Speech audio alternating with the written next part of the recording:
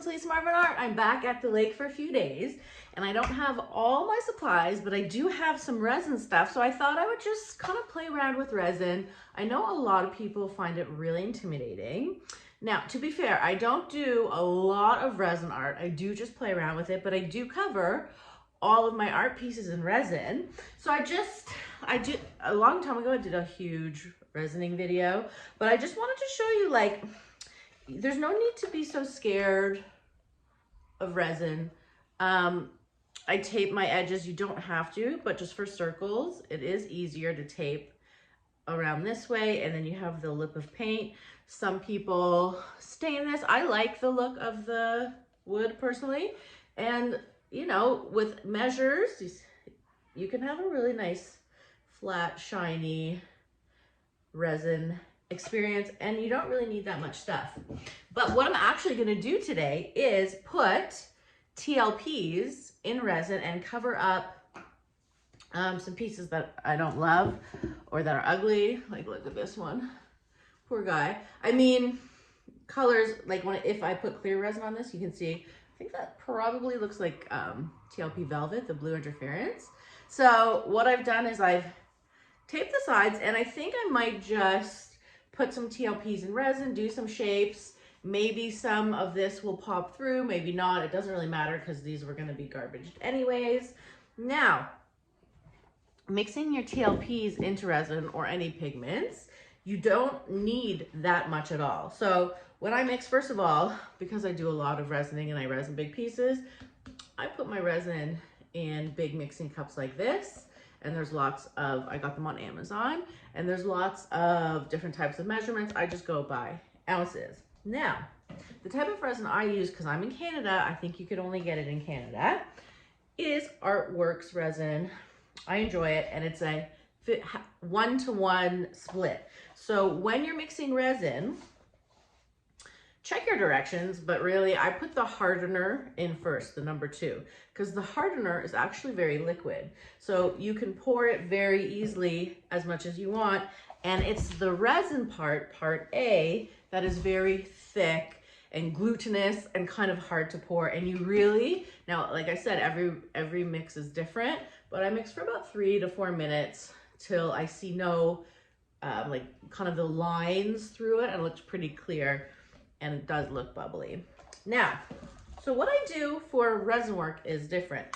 I'm still using these 4-ounce cups, and let's say I were to fill it up to here. When you're adding your piggies, this is Harvest Gold, by the way. When you're adding your piggies into your resin, I'm just opening it far away from me. I don't know if you can see the gold luster. You should be wearing a mask doing this as well, but literally, you only need like not even this much, because it's really potent. Maybe, I don't know, you know, I don't measure, but you don't really need that much. Now, just be aware, if you're mixing paint into your resin, do not exceed 10% of the volume. So let's say if you had, for some reason, 10 ounces of resin, you would put not exceed 1 ounce of paint, or else the resin won't cure and dry. Now, to be fair, I don't have any special paints or anything to put in my resin. I just have black and white. That's all I have with me. So I am going to put some black and white into resin. I love black and resin. Now, people who like do waves and things like that, there is white pigment paste that help you make the waves. I have gotten some waves with this, but I'm not interested in waves. The waves happen because the titanium, just like when you're doing a bloom, is heavier, so it sinks. So what you want to do is, if you want kind of cells to form, you want to leave your resin, once you mix it, to harden for like 5 or 10 minutes to get really thick, and that's when things will happen. Disclaimer number 2, I have my heat gun. No, I have my torch, which is very important. I do not have a heat gun or a hair dryer. So I will most likely be kind of tilting or swiping or schmoozing and stretching to get the desired results.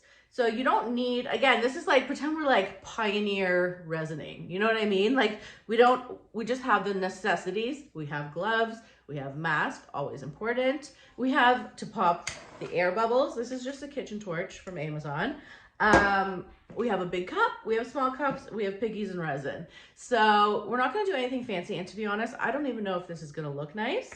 But I will say, like, probably one of my favorite color combos for piggies is Harvest Gold, Galaxy, and Ballet Slipper, like a really light pink with this. So I'm not really sure what I'm gonna do. I'll play around, swipe, tilt, whatever, but I just want to let you know that resin, first of all, for the first year, I used to make my husband do all my resining because I was like so scared of it. And now it's like the easiest, peasiest part. Once you like prepare and do everything, you pour, you get the bubbles out, you look at the bubbles, cover them, and then that's it. Like, yeah, you have to check on it, but I'm just saying, if you're scared of resining, this is your sign to go do it. Now, let's go have some fun and cover up some ugly blooms. I'll be right back. Okay guys, so it's time to mix that resin. I put the hardener in first. You can see how kind of liquid and easy it is to pour. And I put the equal parts of the resin. You can see it's kind of more gelatinous and thicker. And I'm mixing it with my little paint stick. You can see at first it's very kind of cloudy and you can see the striations of the lines going through it. And as you keep mixing, the resin will get clearer and clearer. You will see more bubbles, but I like to mix until I see no lines whatsoever. Now don't worry about the bubbles. You should be mixing carefully, but you know that I don't because I don't really have the patience. So I just make sure when I pour to really pop all the bubbles. So there's that Harvest Gold, and you can see I'm not putting that much in, and you could probably even do a little less really, but I pop it in there and I just kind of mix carefully, and you can see how vibrant that pigment is and how I'm just I'm not used to being that vibrant because, as you know, when I mix, I add with different paints and things like that that really affect the different colors. So it's really such a pleasure sometimes to really mix directly into the resin. So we're continuing with the Ballet Slipper. I'm kind of speeding this up because it all looks the same. And then the Galaxy. And you'll notice when I put my tube paint in, I really put just like a little, look, that's like a little nothing. But really that's all you need because it really kind of colors it up so nicely. So now we are ready. Now this time I put resin all the way at the bottom and I kind of treated it like a bloom swipe. You don't really need to do that, but I knew I was going to be tilting a lot. So I wanted it to be a little more fluid and smooth. So you can see I put half black on one side, half white on the other. Wasn't really sure what I was going to do yet, but I did know I was going to kind of pour the resin just like I would a swipe. So I put down the Galaxy first, and then I did the Ballet Slipper and the Gold. And then I actually took my palette knife and I coated it with saran wrap so I could swipe. And right now you're like, ew, what's going on? I didn't really know yet what was going on. Don't worry. But I knew I was going to be tilting. And as you tilt, you kind of get some shapes. But remember, resin is self-leveling, so it's still going to shift. And your final result is going to shift a little bit. So I thought this was like starting to be a really cool background. You can see all the colors kind of blended together. It still kind of looks like a muddy mess, but I said to myself, what am I going to do to fix it? Well, I decided to kind of make a line with my paints again to make the kind of lines pop, but also to make them make sense together. And you can see, like, you don't really need to know what you're doing as long as you're having fun and playing. And every time you do something, you will learn something new. So I'm just taking my kitchen torch and popping and blowing and moving things around. And I wasn't loving the composition as much. So I took some of my paints, and you'll see I go to the corner there. I wanted to make some golds pop out a little bit more, and I did the same thing again with the whites and the black. So I'm just trying to kind of build my composition, and I'm not super worried. You see that kind of white bloops there. I know they're going to kind of sink and fade a little bit as it dries because that titanium white is heavier.